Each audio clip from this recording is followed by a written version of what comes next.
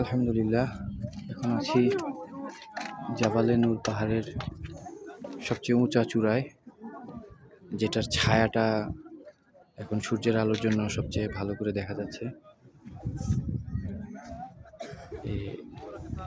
এর উপরে আর ওঠা যায় না।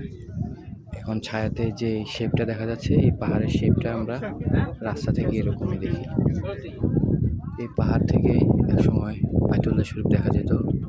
এখন এদিকে ঘড়ির দিকে আমার ক্যামেরা তাক করা আছে। এখানে আছে হেরা গুহা, যেখানে সর্বপ্রথম রাসূলুল্লাহ সাল্লাল্লাহু আলাইহি ওয়াসাল্লামের উপর ওহী নাজিল হয়। এবং এই পাহাড় নিয়ে, এই হেরা গুহা নিয়ে অনেকগুলো হাদিস আছে।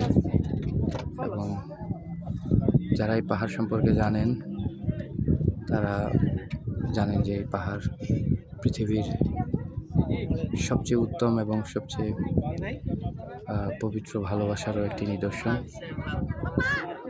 আমরা ইয়াং বয়সে এসে পাহাড়ে উঠতে এতবার বিশ্রাম নেওয়া লাগে, এবং একবার উঠছি, জীবনে আরেকবার উঠার সাহস করবো কিনা জানি না। কিন্তু এই পাহাড়ে আমরা জানি খাদিজাতুল কুবরা, তিনি রাসূলুল্লাহ সাল্লাল্লাহু আলাইহি ওয়াসাল্লামের জন্য ধ্যানে মগ্ন থাকা অবস্থায় খাবার নিয়ে আসতেন। এর চারদিকে শুধু পাহাড় আর পাহাড়। এত সুন্দর ভিউ আর কোথাও থেকে দেখা যায় না। আর এখান থেকে আমি শুধু তায়েফের দিকটা চিনি। তায়েফ হচ্ছে এদিকে,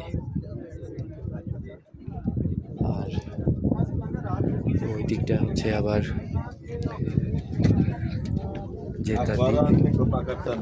যেখানে এয়ারপোর্ট থেকে মক্কা আসছি, জেদ্দা এয়ারপোর্ট থেকে। এখানে খুব বেশি মানুষজন নাই, আরো বেশি মানুষ থাকবে মনে করেছিলাম। পুরাটা পাহাড়ি পাথরের। আলহামদুলিল্লাহ।